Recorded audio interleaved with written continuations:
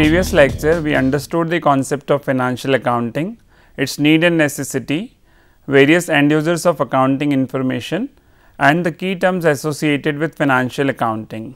Today, let us first understand the limitations of financial accounting function, and then we will have an insight into various accounting concepts and conventions.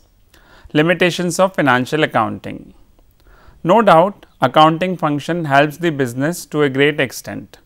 It not only helps to maintain a proper record of all business transactions, but also enables future decision making by providing important and relevant information. But on the other hand, there are a number of limitations of this function of business. Let me briefly describe this. Incomplete business records. The first and foremost limitation of accounting function is that it reflects incomplete business records.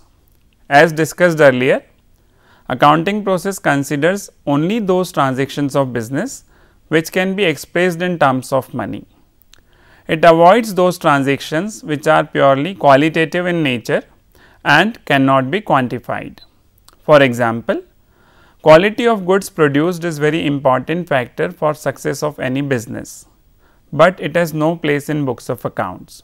Similarly, factors like performance and potential of manager, quality of HR practices, market standing of a business and similar qualitative business issues are not recorded anywhere in books of accounts. Accounting is a post-mortem exercise. Accounting function is considered as a post-mortem exercise as it records only those transactions of business which have already taken place. The businessman has absolutely no control to improve these transactions as they have already taken place.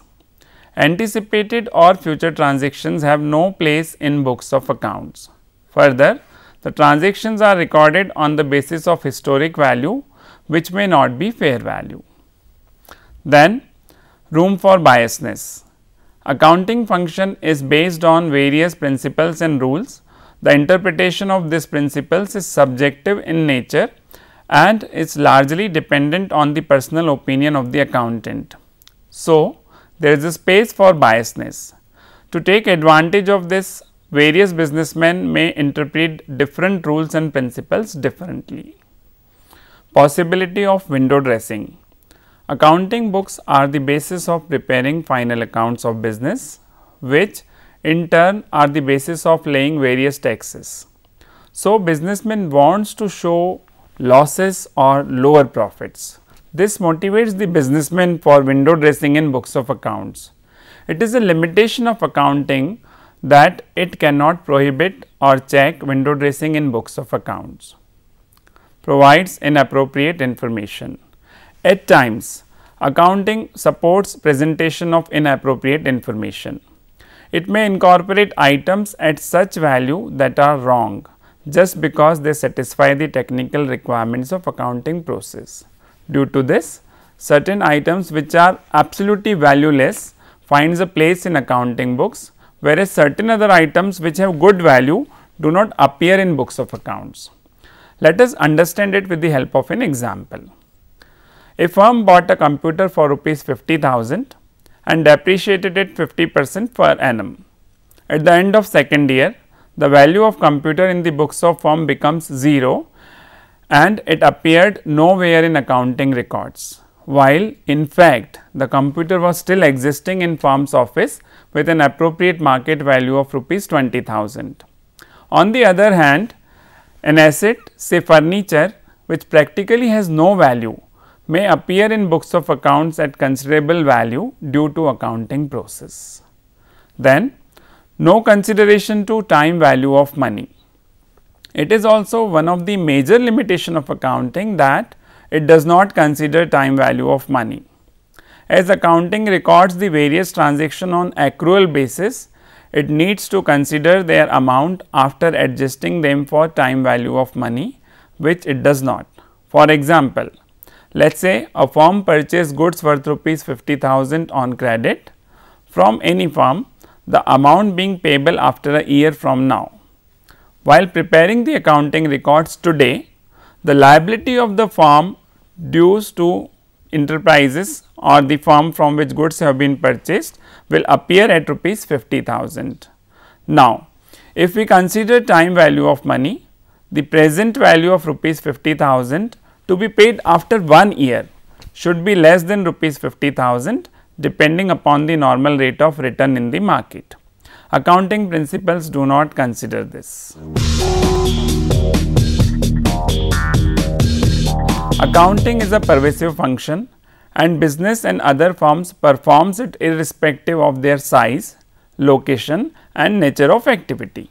So, there need to be some universally accepted guidelines to guide performance of accounting function all across the world.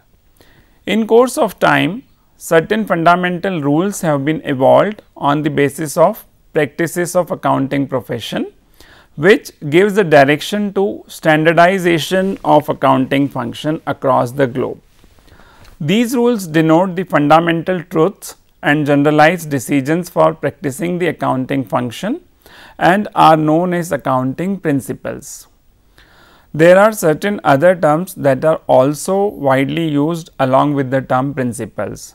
These terms include concepts, conventions and postulates. There are basically two groups of experts regarding use of these terms including principles. One group of author classifies accounting principles as concepts or basic principles and conventions or postulates, and other group considers various terms interchangeably. Again, there is no unanimity of thoughts regarding classification of certain principles as concepts or basic principles or conventions or postulates. For the sake of our study, we will classify accounting principles under two headings, that is concepts and conventions. Now, let us have a look into accounting concepts. Accounting concepts are the basic principles which provide conceptual guidelines for practicing the accounting function in an organization, that is recording, measuring, finalizing, communicating and interpreting the information relating to financial transactions of an organization. These concepts lay down the foundation of accounting function and do not deal with individual accounting issues. Rather, they generalize the various accounting procedures. The importance of accounting concepts has been well recognized by various authors. In the words of Welsh and Glenn, accounting concepts are important because they are help explain the why of accounting, provide guidance when new accounting situations are encountered, significantly reduce the need to memorize accounting procedures when learning about accounting. Now, let us have a brief insight into important accounting concepts. Separate entity concept. According to this concept, business has a separate entity which is altogether different from the entity of owners, managers, creditors or anybody else. Accordingly, the books of accounts are the accounting records of business and not of the owners or managers. Thus, while writing the books of accounts, transactions are considered from the viewpoint of business organization and not from the viewpoint of owners or other parties. Only those transactions are recorded in books of accounts which affect the business firm and not the personal transactions of owners or anybody else. This concept is also known as accounting entity concept and is applicable to all types of business and other organizations. Based on separate entity concept, the contribution made by owner to business, that is capital, is treated as a sort of liability of the business. As a business can borrow money from outsiders, it can borrow money from insider, that is owner as well.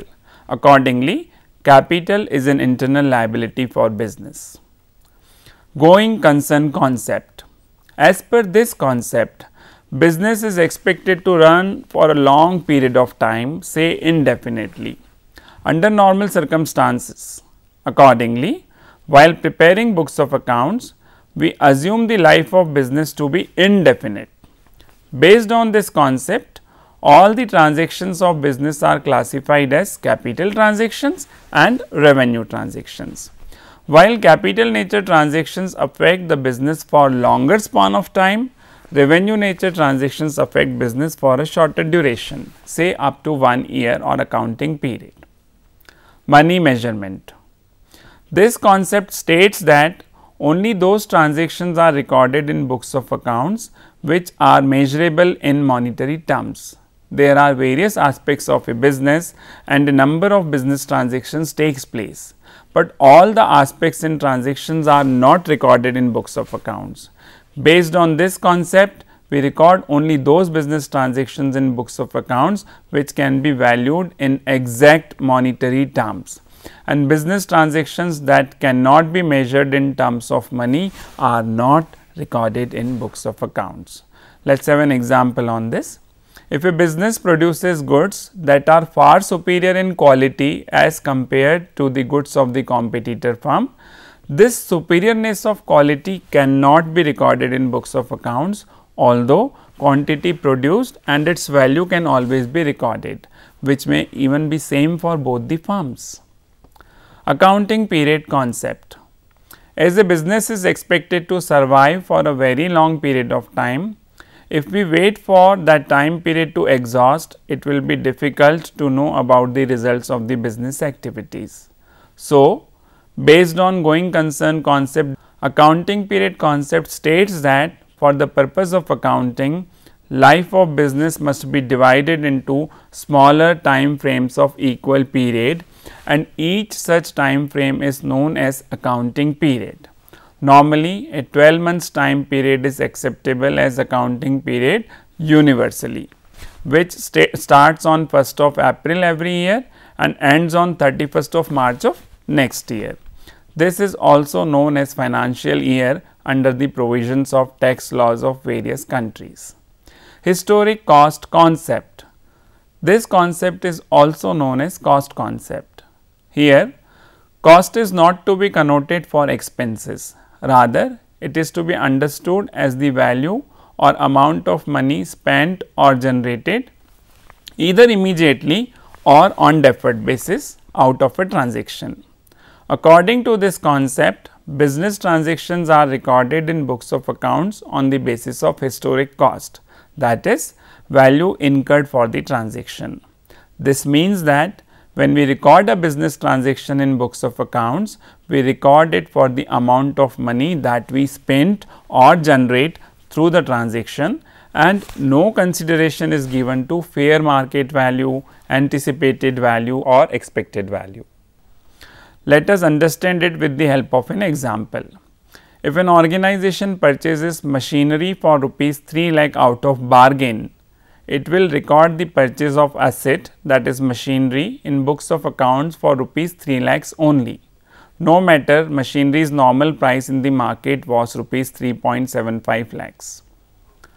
Dual aspect concept. This concept is the basis of double entry system of accounting.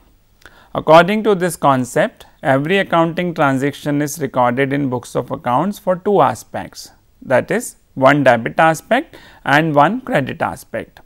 It is to be understood here that two aspects does not means two account. A single aspect may have one or more than one accounts affected by it. So, for every transaction to be recorded, there will always be two minimum or more accounts. Let us understand it with the help of an example. If a business sells goods for cash, this single transaction is recorded in books of accounts for its two aspects, one affecting goods and another affecting cash. Next is matching concept. Matching concept states that while writing books of accounts of an accounting period, transactions of same period must be written and matched against each other. This means that for the purpose of knowing the results of business transactions of a particular period, the transactions of same period must be considered, whether the result may be loss or profit. Let us understand it like this. To calculate the profit or loss of any accounting period, the expenses of that period should be matched against the income of that period only. If in first accounting period a business made a loss of rupees 1 lakh and in second accounting period it made a profit of rupees 4 lakh, it cannot transfer the profit of 1 lakh or even more or less of second accounting period to first accounting period, so as to compensate the loss. Full disclosure concept. This concept of accounting states that all the financial information, accounting transactions of a business must be disclosed in books of accounts. This concept is focused towards ethical aspect of business, stating that the accounting information is meant for being communicated to owners and various other stakeholders. The performers of accounting function must ensure that books of accounts discloses all relevant accounting information and nothing must remain undisclosed or hidden, whatever may be the position and profitability of business. Now, accrual concept. This concept of accounting recognizes the time of generation of accounting transaction so that they can be recorded in the books of accounts at right point of time. According to this concept, transactions are to be recorded on accrual basis, that is, as and when accrued, irrespective of the fact that cash is dealt with or not. An extension of this concept is revenue realization concept, which tells us that when we should record or assume the revenue has been realized. Let us understand it with the example. If a business receives a sales order, whether with or without any advance money, it is not recorded as sales transaction until and unless goods are dispatched to the customer. Advance money, if received, is to be recorded as a separate liability till the actual sales tax effect. Similarly, sale of goods for credit is recorded as sales transaction irrespective of the fact that cash is not yet received. Likewise, if a laborer has served for the day or month, his wages have become due and should be recorded in books of accounts whether payment has been made or not. All these transactions are recorded on accrual basis as they have become due, whether cash part was dealt in advance or not yet dealt with. Verifiable objectives concept. This concept underlines the need of supporting documents for recording a transaction in books of accounts. It states that every accounting transaction to be recorded in books of accounts must be based on or supported by a documentary evidence, that is voucher. According to this transaction, no record of an accounting transaction should be made if there is no voucher supporting it. Verifiable objective here means that documentary evidence must be objective in nature, must present the facts of existence of transaction in an unbiased manner, and the document or voucher must be verifiable by scrutiny purpose. Let us take an example on this. A credit sale transaction cannot be recorded in books of accounts until and unless it is supported by a proper invoice bearing the signature of sales executive and passing officer, say sales manager. Accounting conventions are the assumptions that have been generated out from the practice of accounting function over the centuries. Like concepts, accounting conventions have also universal acceptability. These conventions lays down certain traditionally practiced norms and presumptions which are expected to be honored by accountants while practicing accountancy. When compared with accounting concepts, the binding force of accounting conventions is less and organizations at times may deviate from accounting conventions so as to honor the accounting concepts. This means that if there is a clash between accounting concepts and convention, the concept must prevail over the convention. Let us have an insight into important accounting conventions. Convention of materiality. According to this convention, all material information should be recorded in books of accounts with proper details. As an accountant writes the books of accounts, he must take due care to make sure that all important information has been recorded comprehensively. With a casual comparison of convention of materiality with full disclosure concept, a learner may apprehend that the two are in contradiction to each other. but that is not the case. While full disclosure concept requires all the accounting transactions to be disclosed in books of accounts, convention of materiality requires important information to be recorded with proper details. Let us take an example on this. If a business purchases miscellaneous stationery items or say spend petty amounts on amusements like tea, coffee, etc., and the accountant records all such items individually with all details, that would be futile and time consuming exercise. As per the materiality convention, a summarized details of all such expenses would be sufficient, because these are not material items from the angle of organization. But as far as items like sundry debtors or goods are concerned, they must be recorded with proper details, as they are very important for a business. Convention of consistency. Consistency states to stabilization of accounting policies and practices. This convention states that whatever policies and practices have been adopted by accountants in discharge of accounting function must be continued for long and should not be changed frequently for no good reason. This does not mean that accounting policies and practices adopted by an organization are not open to change, but then these policies and practices must not be changed unnecessarily. Let us take an example on this. If a firm charges depreciation on fixed assets on the basis of fixed installment method, first method, it should continue the same method for coming years as well.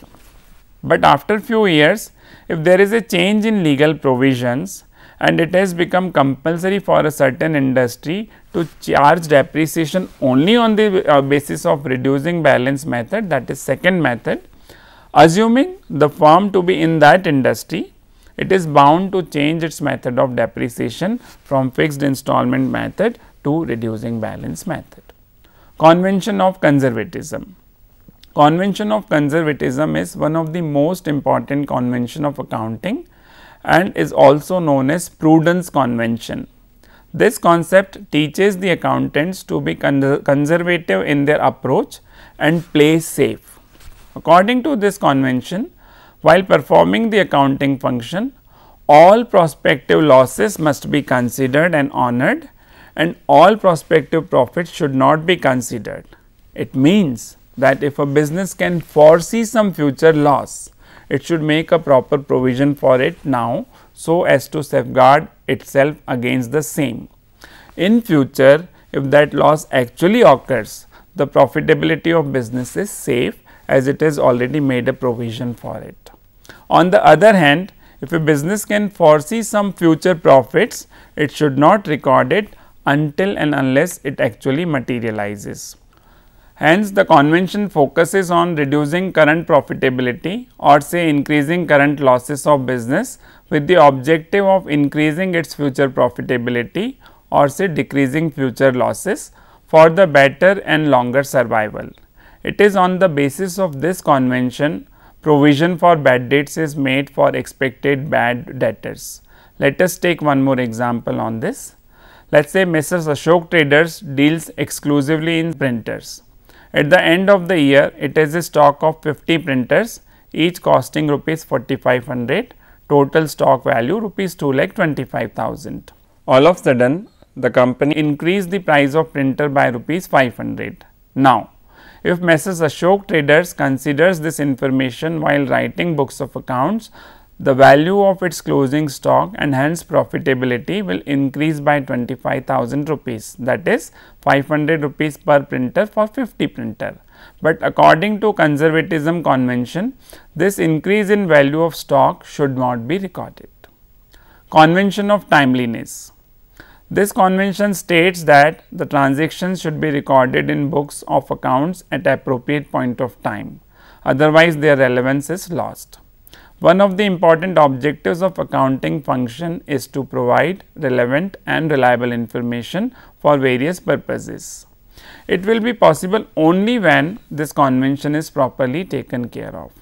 So, all accounting transactions should be recorded in books of accounts immediately after their generation, as soon as possible.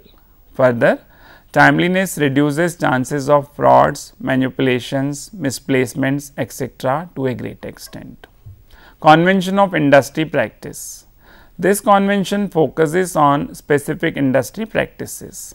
It underlines the existence of specific features of an industry and recognizes that the nature of work and needs and requirements of an industry are different from other industries.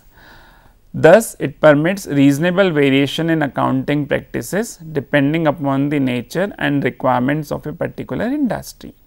In a way, this convention extends liberty to an organization in a particular industry to adopt different accounting practices in the light of legal and practical requirements. Let us understand it with the help of an example. In normal course of accounting function, a business is required to provide for only actual and anticipated losses, but for organization in banking industry, it is a permissible accounting practice to provide for bad debts losses as a fixed percentage of their loans in the light of banking laws and regulations of Reserve Bank of India. To sum up, accounting concepts and conventions lays down a foundation for practice of accounting function all across the world. These are the basis of universal standardization of this function. Thank you.